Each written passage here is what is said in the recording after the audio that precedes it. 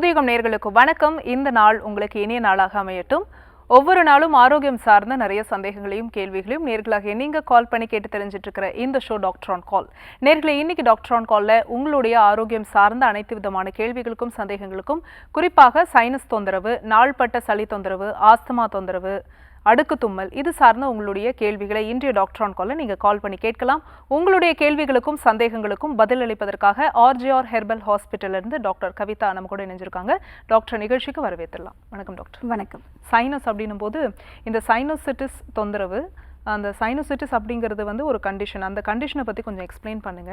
ஆனால் அது ஒரு தொந்தரவாகவே வந்து ட்ராவல் ஆகிட்டே இருக்குல்ல டாக்டர். இப்போ நம்ம சளி அப்படின்னா கூட நம்ம சளி வந்து இதர் நமக்கு வாய் வழியாவோ இல்லை மூக்கு வழியாவோ வந்துடும். ஆனால் அந்த சைனஸ் அப்படிங்கிறது உள்ளேயே தேங்கக்கூடிய ஒரு கண்டிஷனாகவும் இருக்குது. இதனால தலை பாரம் இந்த மாதிரியான விஷயங்கள்லாம் பேஷண்ட்ஸ் வந்து ஃபேஸ் பண்ணிகிட்ருக்காங்க. இந்த கண்டிஷனை பற்றி சொல்லுங்கள்.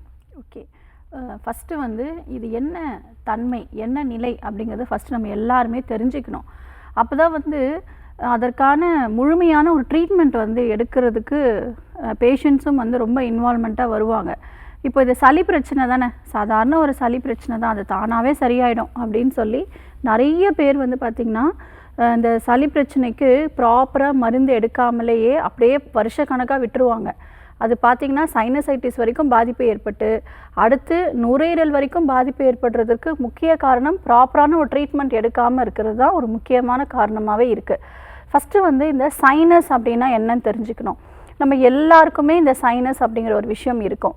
அது என்ன அப்படின்னா, நம்முடைய தலைப்பகுதிகளில் 4 ஜோடி காற்று அறைகள் இருக்குது. ஸோ அந்த காற்று அறைகளோட பேர் தான் சைனஸ். ஸோ இந்த காற்று அறைகள் எல்லாருக்குமே இருக்கும், அதோட பெயர் தான் சைனஸ் அப்படிங்கிறதும் நம்ம குறிப்பிடுறோம். இந்த காற்று பைகளில் ஒரு சில காரணங்கள்னால நீர் தேங்கி இருந்தாலோ இல்லை சளி தேங்கி இருந்தாலோ இன்ஃப்ளமேஷன் ஆகிறதுனால சைனசைட்டிஸ் அப்படிங்கிற கண்டிஷனுக்கு மாற ஆரம்பிக்குது. ஸோ எல்லாருக்குமே காற்று அறைகளில் காற்றுகள் மட்டும் இருந்துச்சு அப்படின்னா அது ஆரோக்கியமான ஒரு சைனஸ் அப்படின்னு சொல்கிறோம். அதில் ஒரு இன்ஃப்ளமேஷன் ஆகுது, ஒரு கிருமியோட தாக்கம் ஏற்படுது, இல்லை ஒரு தூசி போய் அங்கே தங்க ஆரம்பிக்குது, ஒரு ஃபாரின் பார்ட்டிக்கல் போய் அங்கே டெபாசிட் ஆகுது அப்படின்னா அதுதான் சைனசைட்டிஸ் அப்படிங்கிற கண்டிஷனுக்கு மாற ஆரம்பிக்குது. ஸோ இப்போ இந்த சைனசைட்டிஸ் எதனால் ஏற்படுது? நம்முடைய சித்த மருத்துவத்தின் பிரகாரம் அப்படின்னு பார்த்திங்கன்னா, நம்முடைய உடல் சூடு, மூளைச்சூடு, நம்ம உடல் சூடு அப்படிங்கிறது நம்ம நிறைய பேஷண்ட் என்ன சொல்கிறாங்கன்னா, உங்களுக்கு நாங்கள் நாடி பார்க்கும்பொழுது சொல்லுவோம், உங்களுக்கு ரொம்ப பாடி ரொம்ப சூடு அதிகமாக இருக்குது அப்படின்னு சொல்லும் பொழுது அவங்க உடனே அவங்க உடம்பே தொட்டு பார்த்துட்டு எனக்கு கரெக்டாக தான் இருக்குது டாக்டர் அப்படின்னு சொல்லுவாங்க. ஸோ வெளிப்புற சூடு, நம்ம தொட்டு பார்க்குற சூடு அப்படிங்கிறது வேறு, நம்ம உள் சூடு அப்படிங்கிறது வேறு. ஸோ ஒரு நபருக்கு வந்து உடலோட உஷ்ணத்தன்மை, சீதளத்தன்மை அப்படின்னு இருக்கு இல்லையா? ஸோ அந்த மாதிரி உடல் சூடு, வெப்பம் வந்து ரொம்ப அதிகமாக இருக்கும் பொழுது, மூளைச்சூடு அப்படின்னு சொல்லுவோம், அது ரொம்ப அதிகமாக இருக்கும் பட்சத்தில் தலையில் வந்து நீர் கோர்த்து சைனசைட்டிஸ் அப்படிங்கிற பிரச்சனைகள் வர ஆரம்பிக்குது. நம்ம உடம்பில் ஒரு சில பாதிப்பு ஏற்படுது, ஒரு நோய் நிலை ஏற்படுது அப்படின்னா அதற்கு முக்கியமான காரணம் பார்த்திங்கன்னா 3 உடல் தாதுக்களுடைய மாற்றங்கள் தான். நம்மளுடைய உடம்பு இயங்குவதற்கு முக்கியமான 3 உடல் தாதுக்கள் என்ன அப்படின்னு பார்த்திங்கன்னா வாதம், பித்தம், கபம். இந்த வாத பித்த கபம்க்கு ஒரு வேல்யூ வந்து இருக்குது. ஸோ அந்த ஒவ்வொரு வேல்யூவில் ஒரு சில சேஞ்சஸ் நடக்கும் பொழுது நமக்கு நோய் நிலை அப்படிங்கிறது ஏற்படுது. ஸோ வாதம் சமநிலையில் அற்று காணப்படும் பொழுது நமக்கு வாதம் அதோடைய ரேஷியோவிலிருந்து மாறும் பொழுது வாத நோய்கள் ஏற்படும். அதே மாதிரி பித்தம் அதோட ரேஷியோவிலிருந்து மாறும் பொழுது பித்த நோய்கள் ஏற்படும். இதே மாதிரி தான் கப நோய்கள் நமக்கு ஏற்படுது.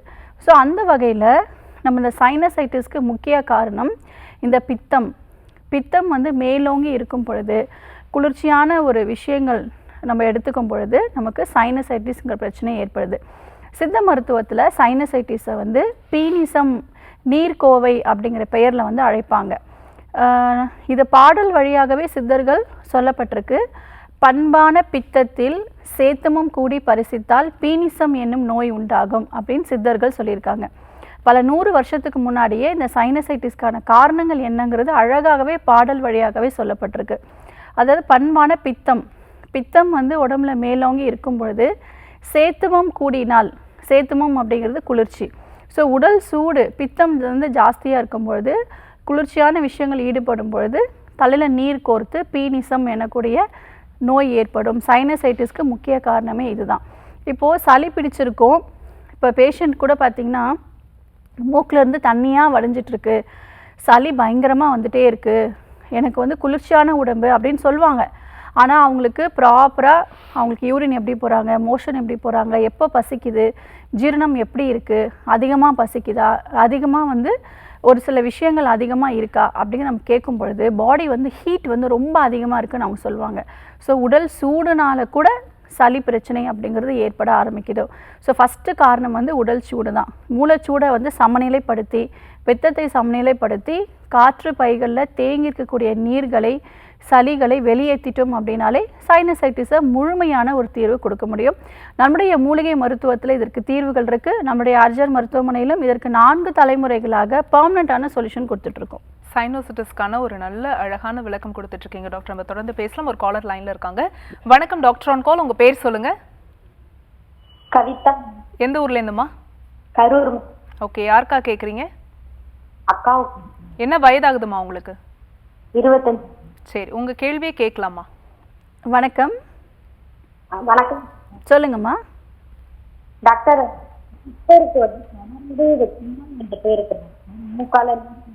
ஒரு நிமிஷம், நீங்கள் பேசுறது கொஞ்சம் விட்டு விட்டு கேட்குதுமா. ஸ்பீக்கர் இல்லை ஹெட்ஃபோன்ஸ் இருந்ததுன்னா அதை அவாய்ட் பண்ணிட்டு டேரெக்டாக ஃபோனில் நீங்கள் பேசுங்கம்மா. நெட்வொர்க்கில் நின்று கால் பண்ணுங்க, பேசுங்க. உங்கள் கேள்வியை இப்போ கேளுங்க. தொடர்ந்து தும்மல் வருதுன்னு சொல்றாங்க டாக்டர். சரிங்கம்மா. மூக்கால தொடர்ந்து நீர் வடிஞ்சிட்டே இருக்கு, தலைவலி ஓவரா இருக்கு அப்படின்னு சொல்றாங்க டாக்டர். சரி, ஓகேம்மா. நான் ஒரு சில விஷயங்கள் குறிப்புகள் வந்து சொல்கிறேன், அது வீட்டில் இருந்தபடியே ஃபாலோ பண்ணுங்கள். கண்டிப்பாக இது சரி பண்ணிடலாம். இப்போது சைனசைட்டிஸ்னால் வரக்கூடிய அறிகுறி தான் இது எல்லாமே. நிறைய பேஷண்ட் சொல்லுவாங்க, காலையில் எழுந்த உடனே எனக்கு 100 தும்மல் வருது, எனக்கு அதனாலேயே தலைவலி பயங்கரமாக இருக்குது, ரொம்ப டிப்ரெஷனுக்கு போயிடுறேன், ரொம்ப வந்து மூக்கில் வந்து நீர் வடிஞ்சிக்கிட்டே இருக்குது, ஒரு நாளைக்கே ஒரு 5 கர்ச்சிஃப் 8 கர்ச்சிஃப் வரைக்கும் தண்ணியில் பிழிஞ்சு போட்ட மாதிரி அவ்வளோ சளி வந்து அவ்வளோ நீர் வந்து வந்துகிட்டே இருக்குது அப்படின்னு சொல்லுவாங்க. இதற்கு என்ன ட்ரீட்மெண்ட் அவங்க எடுத்துகிட்ருக்காங்கன்னு பார்த்தீங்கன்னா, இந்த மூக்கிலேருந்து தண்ணி வருது இல்லையா, அதை ஸ்டாப் பண்ணக்கூடிய மாத்திரைகளும் இல்லை தும்மல் வந்து ஸ்டாப் பண்ணக்கூடிய மாத்திரைகளும் மட்டும்தான் எடுத்துக்கிட்டே இருப்பாங்க. அப்போ தும்மல் வந்து அரெஸ்ட் ஆகிடும். ஆனால் அதற்கான காரணம் என்ன, ரூட் காஸ் என்ன, அதுக்கு ட்ரீட்மெண்ட் எடுக்காமல் இருக்கிற பட்சத்தில் தான் அது நாள்பட்ட சளி பிரச்சனை மாதக்கணக்காக வருஷக்கணக்காக ஆகிறதுக்கு முக்கிய காரணமே நோய்க்கான ரூட் காஸ்க்கு ட்ரீட்மெண்ட் எடுக்காமல் சிம்டம்ஸ்க்கு மட்டும் ட்ரீட்மெண்ட் எடுக்கிறதுனால தான் இந்த சைனசைட்டிஸ் பிரச்சனை சரியாகாமலே வருஷக்கணக்காக இருக்குது. ஆப்ரேஷனும் பண்ணுற மாதிரி ஒரு நிலைமைக்கு தள்ளப்படுறாங்க. இதற்கான முதல் காரணம் அப்படின்னு பார்த்தீங்கன்னா, ஃபஸ்ட்டு மோஸ்ட் காமனாக பார்த்தீங்கன்னா கிருமிகள் தான் அதிகமாக இருக்கும்.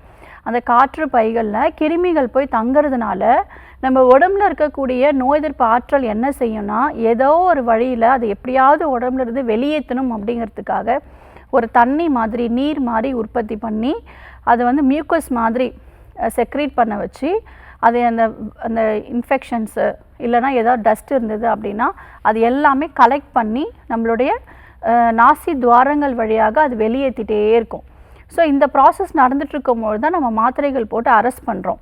அப்போ அந்த ப்ராசஸ் ஸ்டாப் ஆகி அங்கே காற்று பைகள்லையே வந்து அங்கே இருக்கக்கூடிய கிருமிகள் எல்லாம் அப்படியே தேங்கி தேங்கி அதோட எண்ணிக்கை வந்து அதிகமாகிட்டே இருக்கும். ஸோ நம்மளும் என்ன பண்ணுவோன்னா இந்த அரெஸ்ட் பண்ணுறதுக்கான மெடிசன்ஸ் எடுத்துகிட்டே இருப்போம்.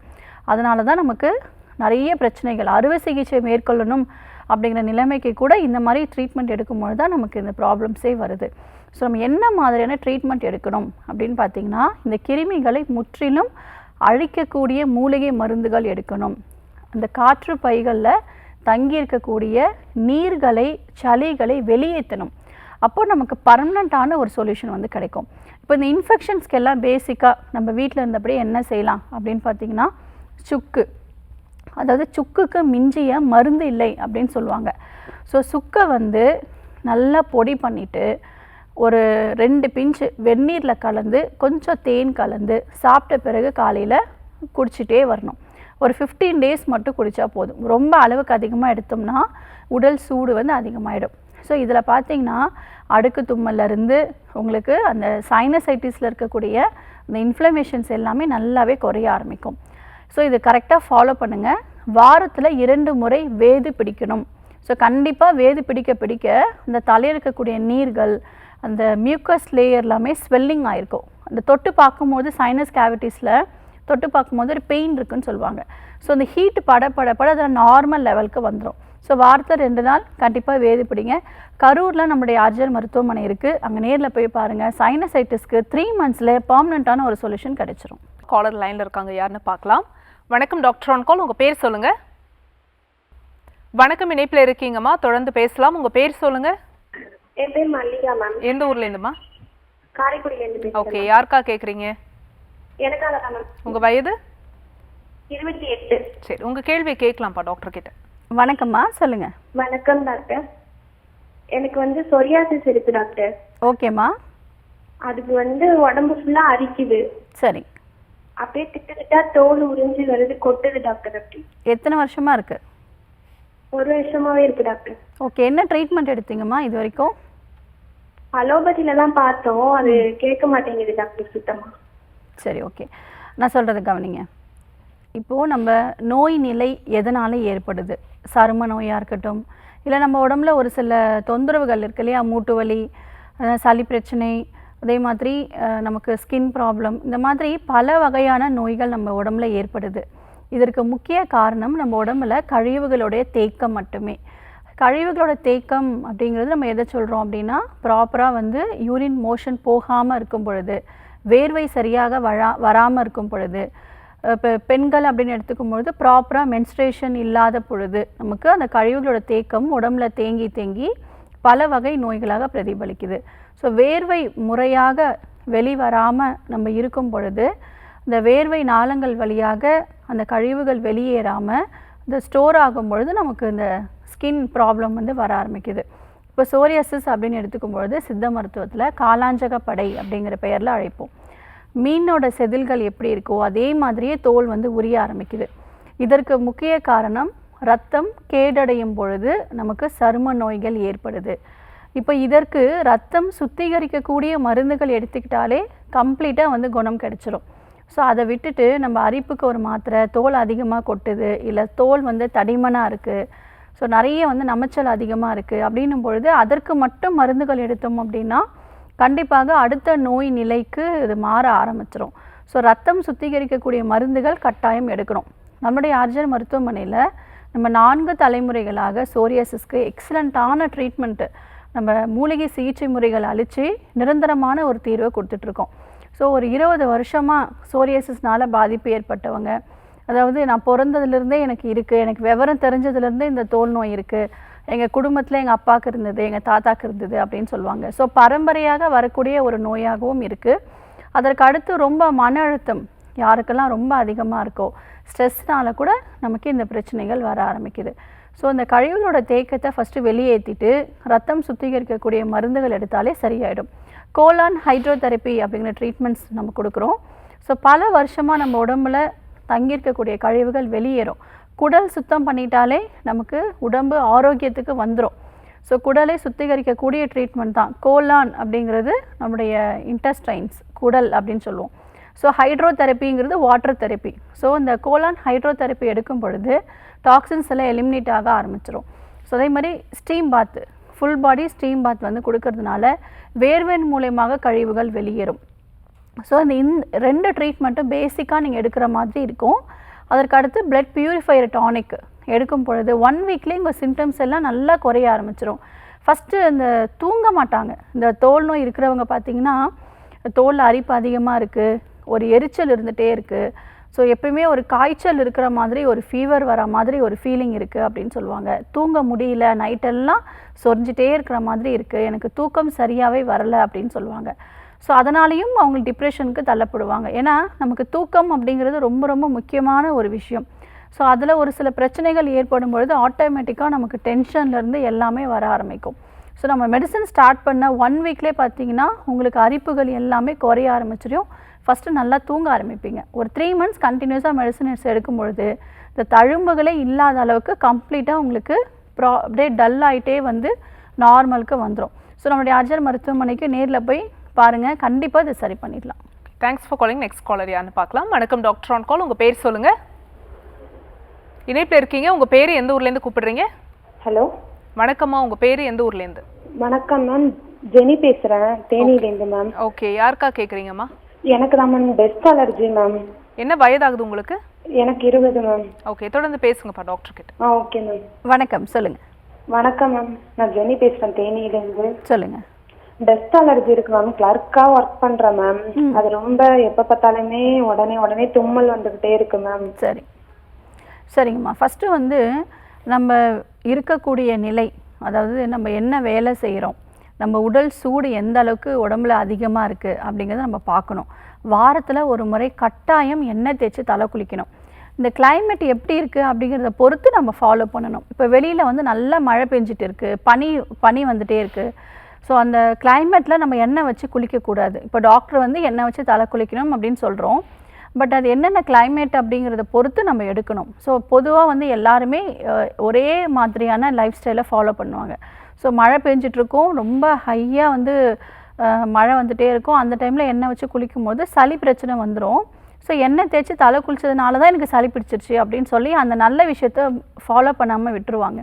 ஸோ எல்லாத்துக்குமே காலம், நேரம், எந்த நேரத்தில் நம்ம குளிக்கணும், எந்த எண்ணெயை உபயோகப்படுத்தி குளிக்கணும் அப்படிங்கிறது இருக்குது. ஸோ இப்போ நோய் நிலை ஏற்பட்டிருக்கு அப்படின்னா அதற்கு ஏற்றாற்போல் எண்ணெய் வந்து இருக்குது, சுக்கு தைலம் இருக்குது, நொச்சி தைலம் இருக்குது. இந்த மாதிரி ஆயிலை யூஸ் பண்ணி நம்ம எண்ணெய் தேய்ச்சி தலை குளிக்கும் பொழுது சளி பிரச்சனை அப்படிங்கிறது வராது. ஸோ உங்களுக்கு இந்த சைனசைட்டிஸ்க்கு முக்கிய காரணம் இந்த அலர்ஜி ஃபேக்டர்ஸ் தான். இதை எப்படி நம்ம சரி பண்ணணும்? நம்ம நோய் எதிர்ப்பு ஆற்றலை அதிகப்படுத்தணும். நோய் எதிர்ப்பு திறன் ரொம்ப குறைவாக இருக்குது உங்களுக்கு. ஸோ அதனால தான் ஒரு சின்ன டஸ்ட்டு பட்டால் கூட அது உங்களுக்கு அலர்ஜி வந்து ஆக ஆரம்பிக்குது. ஸோ ஃபஸ்ட்டு வந்து நீங்கள் என்ன பண்ணுங்கன்னா, வாரத்தில் ஒரு 3 நாட்கள் வேதி பிடிங்க. அதற்கடுத்து ஒரு கஷாயம் சொல்கிறேன், திருநீற்று பச்சிலை அப்படின்னு சொல்லக்கூடிய கஷாயம். ஸோ இந்த இலைகள் வந்து பார்த்திங்கன்னா கொஞ்சம் துளசி இலைகள் மாதிரியே இருக்கும். அது நல்லா ஒரு கைப்பிடி அளவு எடுத்து தண்ணியில் போட்டு 2 டம்ளர் தண்ணி ஊற்றுங்க. 1 டம்ளர் வர வரைக்கும் நல்லா கொதிக்க விடுங்க. ஃபில்ட்ரு பண்ணிவிட்டு 1 சிட்டிகை மஞ்சள் தூள், 1 சிட்டிகை மிளகுத்தூள், 1 சிட்டிகை அதிமதுரம், 2 ஸ்பூன் தேன், இது எல்லாமே மிக்ஸ் பண்ணிவிட்டு ஒரு 5 டேஸ் மட்டும் குடிங்க. நல்ல இம்ப்ரூவ்மெண்ட் வந்து கிடைக்கும். உடனே உங்களுக்கு அந்த அடுக்கு தும்மல் வந்துகிட்டே இருக்குது, மூக்கிலேருந்து நீர் வடிதுன்னா இன்ஸ்டண்ட்டான ஒரு ரிசல்ட் வந்து இந்த கஷாயம் எடுக்கும் போது கிடைக்கும். நம்மளுடைய அர்ஜன் மருத்துவமனைக்கு நேரில் போய் பாருங்கள், கண்டிப்பாக சரியாயிடும். காலர் லைனில் இருக்காங்க, யாருன்னு பார்க்கலாம். வணக்கம் டாக்டர் ஆன் கால், உங்கள் பேர் சொல்லுங்கள்.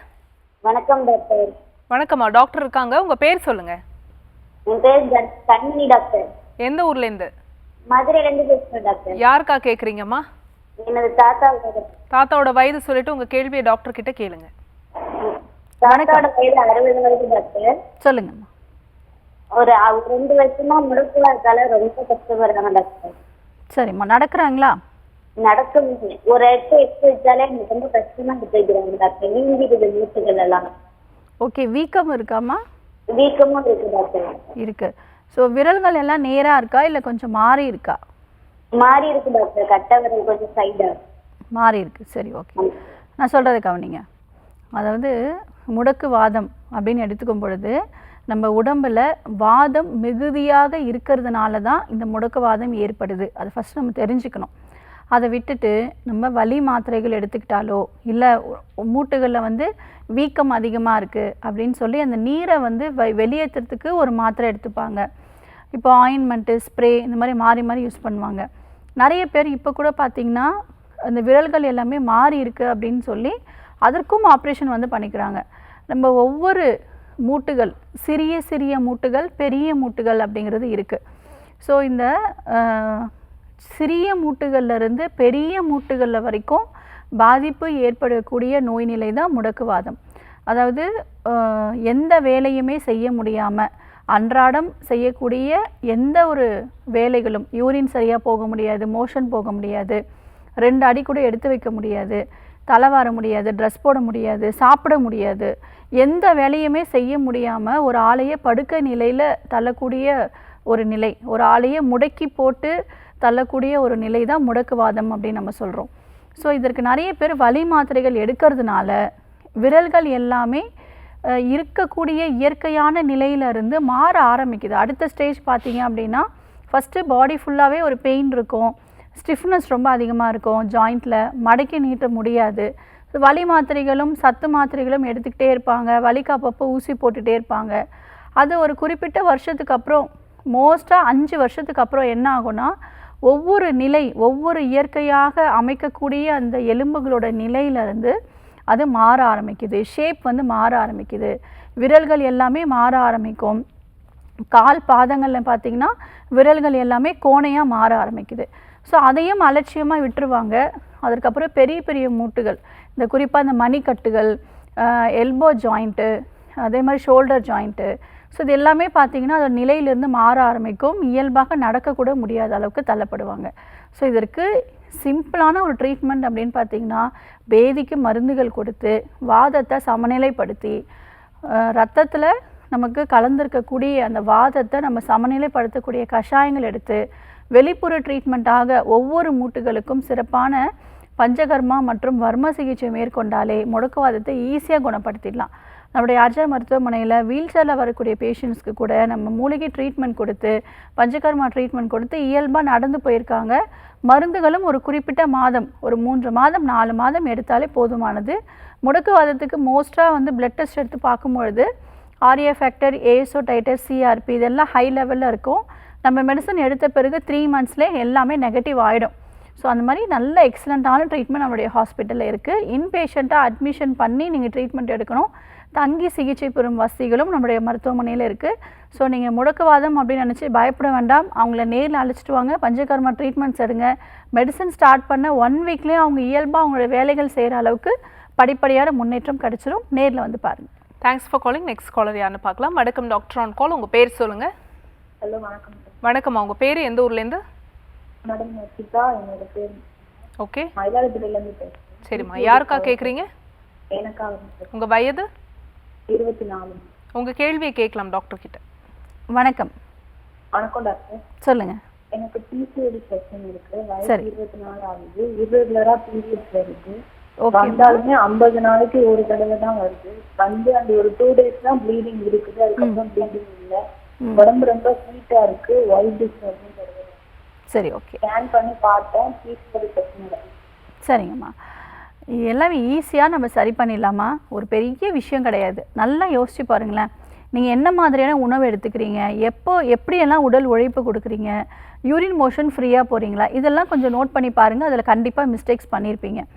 ஃபஸ்ட்டு பேசிக்காக வந்து பார்த்துக்கிட்டோம்னா மோஷன் யூரின் ஃப்ரீயாக போகணும். நல்லா வேர்வை வர மாதிரியான உடல் உழைப்பு வந்து கொடுக்கணும். முறையற்ற உணவு முறைகள், முறையற்ற உடல் உழைப்பு, முறையற்ற கழிவுகள் வெளியேறாமல் இருக்கிறதுனால தான் நமக்கு உடம்புல நோய் நிலை அப்படிங்கிறது ஏற்படுது. ஃபஸ்ட்டு உணவு அப்படின்னு எடுத்துக்கும் பொழுது இன்றைய காலகட்டத்தில் நம்ம கீரை காய்கறிகள் எடுத்தால் கூட அதுவே வந்து நிறைய ரசாயனம் கலந்து விளைவிக்கிறதுனால அதுவே நம்ம உடம்புக்கு நச்சுத்தன்மை மாற ஆரம்பிக்குது. அப்படி இருக்கும் பொழுது இப்போல்லாம் ஜங்க் ஃபுட்ஸை நோக்கி போயிட்டுருக்கோம். இன்ஸ்டண்ட்டாக எதெல்லாம் கிடைக்குதோ அது எல்லாமே நம்ம பேக்கெட்ஸில் வரக்கூடிய ஐட்டம்ஸு. ஒரு குளிர்பானம் நம்ம எடுக்கிறோம் அப்படின்னா கூட அது வந்து நம்ம இயற்கையான முறைகளில் இல்லாமல் பேக்கெட்டில் வரக்கூடியது, டின்னில் வரக்கூடியது, பாட்டில்ஸில் வரக்கூடியது நம்ம எடுத்துக்கிறோம். ஸோ இப்படி எடுக்கிறதுனால கண்டிப்பாக நம்மளுடைய ஜீரண மண்டலம் பாதிப்பு ஏற்பட்டு அதிலிருந்து தான் நமக்கு ஹார்மோன் பிரச்சனையே நமக்கு ஏற்பட ஆரம்பிக்குது. ஸோ நம்மளுடைய உணவில் நம்ம தவறு செய்கிறோம். அதே மாதிரி உடல் உழைப்பு, ஒவ்வொரு மூட்டுகளும் அசைவு கொடுக்கணும். குறிப்பாக இடுப்பு எலும்புகள் அசைவு கொடுக்குற மாதிரியான வேலைகள் வந்து செய்யணும். குனிஞ்சு நிமிர்ந்து எல்லா வேலையும் நல்லா செய்யணும். முன்பெல்லாம் பார்த்தீங்கன்னா 14 பிள்ளைங்க 18 பிள்ளைங்க எனக்கு இருந்துச்சு அப்படின்ட்டு பாட்டிமார்கள் தாத்தாமார்கள்லாம் சொல்லுவாங்க. ஸோ இப்போல்லாம் பார்த்திங்கன்னா ஒரு குழந்தை பிறக்கிறதுக்கு கூட ரொம்ப சிரமமாக இருக்குது. அதற்கு என்ன காரணம்? முறையற்ற உணவு முறைகளும் முறையற்ற உடல் உழைப்புமே தான் முக்கிய காரணமாக இருக்குது. இரவு நேரத்தில் பார்த்திங்கன்னா தூங்குறதும் லேட்டாக தூங்குகிறோம், காலையில் எழுந்துக்கிறதும் சீக்கிரமாக எழுந்துக்கிறோம். அந்த ஸ்லீப்பிங் ஹவர்ஸ் அப்படிங்கிறது நமக்கு டிஸ்டர்பன்ஸ் ஏற்படுது. இரவு நேரத்தில் யாரெல்லாம் ரொம்ப லேட்டாக தூங்குறாங்களோ அவங்களுக்கு தைராய்டு பிரச்சனை வருவதற்கு அதிகப்படியான வாய்ப்புகள் இருக்குது. ஸோ அந்த ஒரு ஹார்மோன்ஸ் அதிகமாக ஆயிட்டாலே அடுத்தடுத்த ஹார்மோன்ஸ் எல்லாமே நமக்கு பாதிப்பு ஏற்பட்டு அது இர்ரெகுலர் பீரியட்ஸாக வருவதற்கு வாய்ப்புகள் இருக்குது. ஸோ லைஃப் ஸ்டைல் மாடிஃபிகேஷன் அப்படிங்கிறது கண்டிப்பாக பண்ணணும். நம்முடைய ஆர்ஜர் மருத்துவமனைக்கு நேரில் போய் பாருங்கள். நீர்க்கட்டிக்கு எக்ஸலண்ட்டான ட்ரீட்மெண்ட்ஸ் இருக்குது, சரி பண்ணிடலாம். காலர் லைனில் இருக்காங்க, யாருன்னு பார்க்கலாம். வணக்கம் டாக்டர் ஆன் கால். உங்கள் பேர் சொல்லுங்கள். ஹலோ வணக்கம்மா, உங்கள் பேர் எந்த ஊர்லேருந்து கூப்பிடுறீங்க? வினிஷா பேசுகிறேன், பாண்டிச்சேரியிலேருந்து. ஓகே, யாருக்கா கேட்குறீங்கம்மா? எனக்காக தான் மேடம் கேட்குறேன். உங்கள் வயது? 25. சரி, உங்கள் கேள்வியை கேட்கலாம் டாக்டர் கிட்ட. வணக்கம்மா. வணக்கம் டாக்டர். எனக்கு வந்துட்டு வெள்ளப்படுற பிரச்சனை இருக்கு. சரி. ஒரு 1 இயராவே இப்படி இருக்கு டாக்டர். பீரியட்ஸும் வந்து ரொம்ப இரெகுலரா இருக்கு. சரி, ஓகே. 4 months ஒன்ஸ் அப்படிதான் வருது. ம் வெள்ளப்படுறது கொஞ்சம் கூட ஸ்டாப்பே ஆகல. டேப்லெட்லாம் எடுத்துட்டு தான் இருக்கேன். ம் சில நேரம் வந்து ரொம்ப ஸ்மெல் அடிக்குது, சில டைம் அந்த மாதிரி இல்ல. irregular periods எத்தனை மந்த்தா இருக்குமா? irregular periods இர்ரெகுலர் பீரியட்ஸ் வந்து ஒரு 2 வருஷமா இருக்கு டாக்டர். ஒயிட் டிஸ்சார்ஜ் வந்து 1 வருஷமா இருக்கு. சரி, ஓகே. என்ன ட்ரீட்மெண்ட் இது வரைக்கும் எடுத்தீங்க? 2 இயர்ஸா உங்களுக்கு irregular periods இருக்கு. என்ன மெடிசன்ஸ்லாம் எடுத்தீங்க? செக் பண்ணி பார்த்ததுல எதுவும் ப்ராப்ளம்லாம் கிடையாது அப்படின்னு தான் சொன்னாங்க. பிளட்டோட ஹீமோகுளோபின் லெவல் கம்மியா இருக்கு அப்படி சொன்னாங்க. சரி. டேப்லெட் எடுத்துமே எனக்கு ரொம்பலாம் ரெகுலரா ஆகல. இப்போ ஒயிட் டிஸ்சார்ஜ் வரவும் ரொம்ப இரெகுலரா இருக்கு. சரிம்மா, நான் சொல்றது கவனிங்க. நமக்கு எது பிரச்சனை ரொம்ப அதிகமாக இருக்கோ அதை தான் நம்ம ஃபோக்கஸ் பண்ணி போவோம். எப்பவுமே ஒரு தலைவலி இருக்குது, ஒரு சளி பிடிச்சிருக்கு, அதனால் ஒரு தலைவலி இருக்குன்னா தலைவலிக்கு தான் ஃபஸ்ட் நம்ம மாத்திரை போடுவோம். அந்த மாதிரி இப்போ வந்து உங்களுக்கு ஒயிட் டிஸ்சார்ஜ் ப்ராப்ளம் ரொம்ப அதிகமாக இருக்குது. irregular periods வந்து உங்களுக்கு பெரிய விஷயம் இல்லை. மோஸ்ட்டாக காமனாக வந்து பெண்கள் வந்து பார்த்துக்கிட்டிங்கன்னா எனக்கு 2 மாதம் பீரியட்ஸ் வரல, நான் ரொம்ப ஜாலியாக இருந்தேன்னு சொல்லுவாங்க. ஆனால் அதெல்லாம் சேர்த்து வச்சுட்டு நமக்கு ஃப்யூச்சரில் பார்த்திங்கன்னா அது ஒரு பெரிய ப்ராப்ளமாகவே அமையும். ஸோ 2 இயர்ஸாக irregular periods இருக்குது. அதற்கு மெயின் ரீசன் ஹீமோகுளோபின் கம்மியாக இருக்குது நீங்களே சொல்கிறீங்க. ஸோ அதை சரி செய்யக்கூடிய விஷயங்கள் நம்ம ஃபஸ்ட்டு ஃபாலோ பண்ணணும். எப்படி வந்து நம்ம யூரின் மோஷன் ப்ராப்பராக டெய்லி பாஸ் பண்ணணும்னு சொல்கிறோமோ அதே மாதிரி தான் பெண்களுக்கு மாதவிலக்கு ஏற்படணும். அப்படி ஏற்படலை அப்படின்னு சொன்னால் அதுதான் ஃப்யூச்சரில் வந்து கர்ப்பப்பையில் கட்டி, சினைப்பையில் கட்டியாக மாறுவதற்கு வாய்ப்புகளே வந்து ப்ராப்பரான ஒரு மெடிகேஷன்ஸ் எடுக்காமல் இருக்கிறது தான். இப்போ ஹீமோகுளோபினை எப்படி ரைஸ் பண்ணணும்? ஃபஸ்ட்டு பேசிக்காக வந்து பார்த்துக்கிட்டோம் அப்படின்னா 6 மாதத்துக்கு ஒரு முறை நம்ம ஃபஸ்ட்டு பேதிக்கு மருந்து எடுக்கணும். ஏன்னா கழிவுகள் உடம்புல தேங்க நம்ம சத்தான உணவுகள் எடுத்தால் கூட அது வந்து ப்ராப்பராக அப்சார்ப்ஷன் அப்படிங்கிற ஒரு விஷயம் நடைபெறாது. ஸோ நம்மளுடைய உறுப்புக்களில் கண்டிப்பாக கழிவுகளோட தேக்கம் இருக்கும். அதனால தான் முன்னோர்கள் எல்லாமே வயிறு சுத்தம் பண்ணுறதுக்கு அப்பப்போ வந்து வேப்ப இலை கொடுப்பாங்க, மோஷன் ஃப்ரீயாக போகிற மாதிரியான மருந்துகள் வந்து எடுத்துகிட்டு இருந்தாங்க. ஸோ அவங்க ஆரோக்கியமாகவும் இருந்தாங்க. ஸோ இப்போல்லாம் பார்த்துக்கிட்டிங்க அப்படின்னா நம்ம வயிறை சுத்தம் பண்ணுறத மறந்துட்டோம். ஃபஸ்ட்டு பூச்சிகளுக்கு மருந்துகள் வந்து எடுத்துக்கணும். இப்போ சிம்பிளாக நம்ம வீட்டில் இருந்தபடி என்ன செய்யலாம் அப்படின்னு பார்த்திங்கன்னா, குப்பை மேனியோட வேர் இருக்குல்ல, ஒரு 3லேருந்து 5 வேர் வந்து எடுத்துக்கோங்க. நல்லா அலசிட்டு மண்ணெல்லாம் போகிற மாதிரி கம்ப்ளீட்டாக அலசிட்டு 1-2 தட்டி போட்டு ஒரு 2 டம்ளர் தண்ணி விட்டு 1 டம்ளர் வர வரைக்கும் நல்லா கொதிக்க விடுங்க. ஃபில்ட்ரு பண்ணி ஒரு 3லிருந்து 5 நாட்கள் இந்த வேர் கஷாயம், குப்பை மேனி வேர் கஷாயம் வந்து எடுத்துக்கணும். அது எடுத்துக்கும்பொழுது வயிற்றில் இருக்கக்கூடிய பூச்சிகள் எல்லாம் கம்ப்ளீட்டாக வந்து சரியாயிடும். நம்மளுடைய சித்த மருத்துவத்தில் முருக்கன் வித்து மாத்திரை அப்படின்னே இருக்குது. ஸோ அது எக்ஸலண்ட்டான ஒரு ரிசல்ட் கிடைக்கும். அது மருத்துவரோட ஆலோசனை பிரகாரம் வந்து எடுக்கணும். ஸோ இப்போதைக்கு குப்பை மேனியோட வேர் கஷாயம் வந்து எடுத்துக்கோங்க. அதற்கு அடுத்து வாய் விடங்கம் அப்படிங்கிற மூலிகை இருக்குது. ஸோ வாய் விடங்கம் அப்படிங்கிற மூலிகை வயிற்றில் இருக்கக்கூடிய அந்த கிருமிகள் எல்லாற்றுமே கம்ப்ளீட்டாக அழித்து மலத்தின் வழியாக வெளியேற்றும். ஸோ வாய் விடங்கம் அப்படிங்கிற மூலிகையை நாட்டு மருந்து கடைகள்லாம் வாங்கிட்டு வந்துடுங்க. நல்லா பொடி பண்ணி வச்சுட்டு நைட்டு மட்டும் ஒரு 3 கிராம் வெந்நீரில் கலந்து சாப்பிட்ட பிறகு குடிச்சிட்டே வாங்க.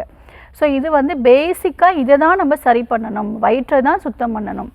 ஸோ வயிற்றை சுத்தம் பண்ணாமல் நீங்கள் நல்லா இரும்பு சத்துள்ள மாத்திரைகளோ இல்லை இரும்பு சத்துள்ள உணவோ எடுத்திங்கன்னா நமக்கு கேட்காது. ஸோ ஃபஸ்ட்டு வந்து வயிற்றில் இருக்கக்கூடிய பூச்சியை நம்ம சரி பண்ணணும். அதற்கடுத்து மோஷன் ஃப்ரீயாக போகிற மாதிரியான மருந்துகள் வந்து எடுத்துக்கணும். இப்போதைக்கு நிலா அவரை சூரணம் வந்து எடுத்துக்கோங்க. ஒரு 5 கிராம் வெந்நீரில் கலந்து நைட்டு மட்டும் எடுத்துக்கிட்டே வாங்க. ஸோ உங்களுக்கு பாடியில் இருக்கக்கூடிய டாக்ஸின்ஸ் எல்லாமே நல்லாவே எலிமினேட் ஆகும். ஸோ அதன் பிறகு இரும்பு சத்துள்ள உணவுகள் எடுத்துக்கணும். சிம்பிளாக வந்து பார்த்திங்கன்னா முருங்கைக்கீரை நம்ம எளிதில் எல்லாருக்குமே கிடைக்கும். ஸோ வாரத்தில் ஒரு 2 நாட்கள் வந்து முருங்கைக்கீரை எடுத்துக்கோங்க. கருவேப்பிலையை அடிக்கடி துவையல் பண்ணியோ ஜூஸ் மாதிரி பண்ணியோ எடுத்துக்கோங்க. பேரிச்சம்பழம், அத்திப்பழம், மாதுளம்பழம் இந்த மாதிரி எடுத்திங்கனாலே பீரியட்ஸ் கரெக்டாகிடும். ஸோ இப்படி தான் நம்ம சரி பண்ணணும். அடுத்து வெள்ளைப்படுதலுக்கு முக்கிய காரணம் அதிகப்படியான உடல் சூடு. வாரத்தில் ஒரு முறை எண்ணெய் தேய்ச்சி தலை குளிங்க. உடல் சூட்டை வந்து தணித்தோம் அப்படின்னாலே இந்த வெள்ளைப்படுதல் பிரச்சனைகள் சரியாயிடும். ஸோ நம்மளுடைய ஆர்ஜர் ஹெர்பல் ஹாஸ்பிட்டலில் 2த்துக்குமே சேர்த்து நம்ம ட்ரீட்மெண்ட்ஸ் கொடுத்துட்ருக்கோம். நேரில் போய் பார்க்கலாம். Thanks for calling. Next caller யாருன்னு பார்க்கலாம். வணக்கம் டாக்டர் ஆன் கால். உங்கள் பேர்? இணைப்பில் இருக்கீங்க. உங்கள் பேருமா? எந்த ஊர்லேருந்து கூப்பிடுறீங்க? மேடம் வணக்கம். நான் திருப்பூர்ல இருந்து பேசுறேன் மேடம். ஓகே, யாருக்கா கேக்குறீங்க? எங்க பாட்டிக்காக மேடம் கேக்குறேன். என்ன வயதாகுதுமா உங்களுக்கு? அவங்களுக்கு 65 மேடம். சரி, உங்க கேள்வியை கேட்கலாம். வணக்கம் மேடம். வணக்கம் மேடம். சொல்லுங்கம்மா. பாட்டிக்கு பாத்தீங்கன்னா ஒரு வருஷம் முன்னாடி கீழே விழுந்தாங்க. ம் கீழே விழுந்ததுல இருந்து மயக்கமானாங்க. அதுக்கப்புறம் பேச்சு கொளருது. சரி இந்த ரைட் ஹேண்டு கை கால் வாதம் அடிச்ச மாதிரி ஆயிடுச்சு மேம். சரிங்கம்மா. அம்மா, நம்மளுடைய ஆர்ஜிஆர் மருத்துவமனை இந்தியாவில் 6 மாநிலங்களில் இருக்குமா. Tamil Nadu, Telangana, Andhra, Maharashtra, Karnataka and Pondicherry. So nearby பிரான்ச்சில் அவங்க அழைச்சிட்டு போயிட்டு பஞ்சகர்மா ட்ரீட்மெண்ட்ஸ் எடுங்க. அட்மிஷன் பண்ணி ட்ரீட்மெண்ட் பார்க்குற மாதிரி இருக்கும். ஸோ முடக்குவாதம், பக்கவாதம், முழங்கால் மூட்டு வலி, L4, L5 disc problem, cervical spondylosis, அதே மாதிரி தோள்பட்டையில் ஏற்படக்கூடிய பாதிப்பு எல்லாத்துக்குமே நம்ம பஞ்சகர்மா ட்ரீட்மெண்ட்டில் கொடுத்து நம்ம சரி பண்ணிகிட்ருக்கோம். ஸோ இந்த பக்கவாதம் அப்படின்னு எடுத்துக்கும்பொழுது வாதத்தை சமநிலைப்படுத்தணும். ஒவ்வொரு மூட்டுகள்லையும் இருக்கக்கூடிய ஸ்டிஃப்னஸை நம்ம சரி பண்ணி கொண்டு வருவோம். யோகாசனம், மெடிடேஷன்ஸ், இந்த மாதிரி நிறைய கிளாஸஸும் சேர்ந்தே நடந்துகிட்ருக்கு. ஸோ நம்மளுடைய ஹாஸ்பிட்டலுக்கு நேரில் அழைச்சிட்டு போங்க. கண்டிப்பாக படிப்படியாக முன்னேற்றம் கிடைச்சிரும். காலர் லைனில் இருக்காங்க, யாருன்னு பார்க்கலாம். வணக்கம், டாக்டர் ஆன் கால். உங்கள் பேர் சொல்லுங்கள். இணைப்பில் இருக்கீங்க. உங்கள் பேர் எந்த ஊர்லேருந்து? ஊர்லேருந்து பேசுகிறேன். என் பேர் மகா. ஓகேம்மா, யாருக்கா கேட்குறீங்க? எங்க அக்காவுக்கு வீசிங் இருக்கு. என்ன வயதாகுதுமா உங்களுக்கு? அவங்களுக்கு 26 வயது ஆகுது. சரி, உங்க கேள்வியை கேளுங்க, தொடர்ந்து பேசுங்க. அம்மா சொல்லுங்கம்மா. வணக்கம் மேடம். வணக்கம்மா. எங்க அக்காவுக்கு அடிக்கடி இருமல் வந்துகிட்டே இருக்கு. டஸ்ட் அலர்ஜி இருக்குது மேம். நடக்கும்போது கொஞ்ச தூரம் போகும்போதே மூச்சு வாங்குது அவளுக்கு. சரி. சளி எப்பயுமே உடம்புல இருந்துகிட்டே இருக்கிறது மாதிரி இருக்குது மேம். சரி. மூச்சு வாங்கும்போது ஒரு மாதிரி சவுண்ட் வேற கிறுக்குன்னு சவுண்ட் கேக்குதுன்னு சொன்னாங்க. அதான் இந்த மாதிரி பிரச்சனை இருக்குது. என்ன? சரிம்மா, சரி பண்ணிடலாமா, பயப்பட வேண்டாம். நிறைய பேர் இந்த ஆஸ்துமாக்கு வாழ்நாள் ஃபுல்லாக மருந்துகள் தான் சாப்பிடணும் போல இருக்குது அப்படின்னு நினச்சிட்டு இன்ஹேலர் யூஸ் பண்ணுறது, இல்லை மருந்து மாத்திரைகள் எப்போல்லாம் மூச்சோட சிரமமாக இருக்கோ அப்போ நெபுலைசர் யூஸ் பண்ணுறாங்க. அதே மாதிரி பஃப் யூஸ் பண்ணிக்கிறாங்க. எனி டைம், அது நைட்டில் கூட எனக்கு எந்த டைமில் வரும்னு தெரியாது அப்படின்னு சொல்லி ஒரு நாளைக்கு 3லேருந்து 5 முறை கூட உபயோகப்படுத்துகிறவங்களாம் இருக்காங்க. நம்மளுடைய மூலிகை மருந்துகளில் இந்த ஆஸ்துமாவை குணப்படுத்த முடியும். நம்முடைய ஆர்ஜிஆர் மருத்துவமனையில் இன்ஹேலர் உபயோகப்படுத்துகிற பேஷண்ட்ஸ் எல்லாம் இன்ஹேலர்லாம் இல்லாமல் நம்முடைய மூலிகை மருந்துகளே குணமாகி 15 வருஷம் ஆன பிறகு கூட அவங்களுக்கு அந்த பிரச்சனை இல்லாமல் நல்ல ஆரோக்கியமாக இருக்காங்க. ஸோ அந்த அளவுக்கு எக்ஸலண்ட்டான மெடிசன்ஸ் இருக்குது. ஸோ பல 100 வருஷத்துக்கு முன்னாடியே சித்தர்கள் இந்த நோய்க்கான காரணங்கள் என்ன, அதற்கான தீர்வுகள் என்ன, என்னென்ன மூலிகை மருந்துகள் எல்லாமே கொடுத்து இந்த ஆஸ்துமாவை குணப்படுத்த முடியும் அப்படிங்கிறது சொல்லப்பட்டிருக்கு. ஸோ அந்த வழிமுறைகள் நம்மளுடைய மருத்துவமனையில் ஃபாலோ பண்ணி பல லட்சக்கணக்கான ஆஸ்துமா நோயினால் பாதிப்பு ஏற்பட்டவங்களுக்கு நம்ம 4 தலைமுறைகளாக ட்ரீட்மெண்ட் கொடுத்து சரி பண்ணியிருக்கோம். ஸோ பயப்பட வேண்டாம், இதை சரி பண்ணிடலாம். எதனால் அந்த மூச்சு அவங்களுக்கு வாங்க ஆரம்பிக்குது, விசில் சவுண்டு ஏன் கேட்குதுன்னா, நம்முடைய நுரையீரலை பார்த்திங்கன்னா நிறைய சுவாச குழாய்கள் இருக்கும். இந்த சுவாச குழாய்களில் வெறும் காற்றுகள் மட்டுமே நமக்கு பயணம் பண்ணிகிட்ருக்கோம் இல்லையா. ஸோ ஒரு சில காரணங்கள்னால அங்கே கிருமியோட தாக்கம் ஏற்படும் பொழுது அந்த சுவாச குழாய்கள் சுருக்கங்கள் ஏற்பட ஆரம்பிக்குது. அங்கே நீர் தேங்குது, தண்ணி அங்கே தேங்க ஆரம்பிக்குது. அப்போது காற்றுகள் போயிட்டு வரும்பொழுது ஒரு விசில் சவுண்டு எப்படி கேட்குமோ, நம்ம விசில் ஊதுனா எப்படி சவுண்டு கேட்குமோ, இந்த சுவாச குழாய்களில் கபமும் இருக்கும், காற்றுகளும் போயிட்டு வரதுனால தான் இந்த விசில் சவுண்ட் கேட்குது. இந்த கண்டிஷன் பேர் தான் நம்ம வீசிங் அப்படின்னு நம்ம சொல்கிறோம். ஸோ இதற்கான ட்ரீட்மெண்ட் என்ன செய்யணும்? ஃபஸ்ட்டு கிருமிகளை வழிக்கக்கூடிய மருந்துகளும் பல வருஷமாக அவங்களுக்கு நுரையீரலில் அந்த கபம் தங்கி இருக்கு இல்லையா, அது எல்லாமே கரைத்து வெளியில் கொண்டு வர அளவுக்கு மெடிசன்ஸ் எடுக்கணும்.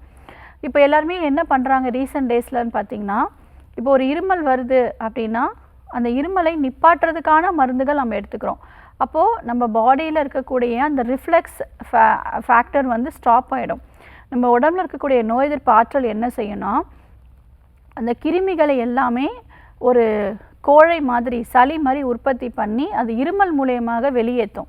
ஸோ அந்த ரிஃப்ளெக்ஸை நம்ம மெடிசன் போட்டு ஸ்டாப் பண்ணுறதுனால அந்த கிருமிகள் உள்ளேயே சுவாச குழாய்களே தங்கி தங்கி அதோட எண்ணிக்கை, அந்த கிருமியோட எண்ணிக்கையும் பல மடங்கு ஆகிட்டே இருக்கும்.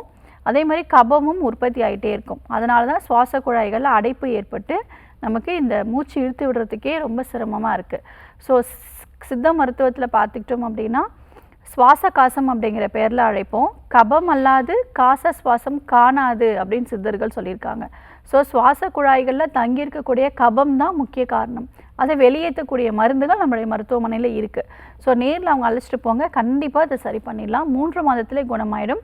நம்முடைய ஆர்ஜிஆர் மருத்துவமனையில் வெளிப்புற ட்ரீட்மெண்ட்டும் உள்ளுக்கு மூலிகை கஷாயம் 2மே சேர்த்து எடுக்கணும்.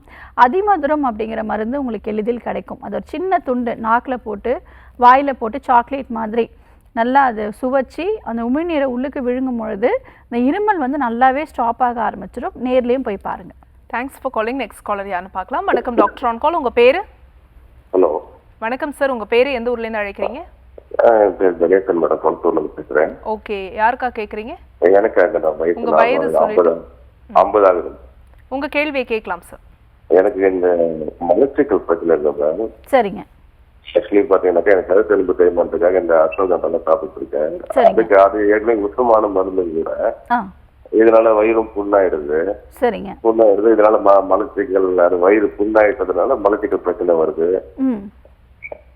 மலச்சிக்கலுக்காக நான் திருமண சூரணமும் இந்த எடுப்பேன், சம்டைம் கடுக்காயம் எடுப்பேன், சம்டைம் இந்த நிலாவாரையும் எடுப்பேன். பாத்தீங்கன்னாக்கா அந்த எல்லாமே வறட்சியா இருக்கிற ஒரு மருந்துங்க. அதுங்க இன்னும் எரிச்சலை கலக்கி விட்டுட்டு, அது லூஸ் மோஷன் ஆகிட்டு அது வெளியே வந்துட்டாலும் கூட, நமக்கு எம்டிஆர் இருந்தாலும் கூட பாத்தீங்கன்னா உடனே எனக்கு அந்த வயிறு எரிச்சல் அதிகமாயிடுது.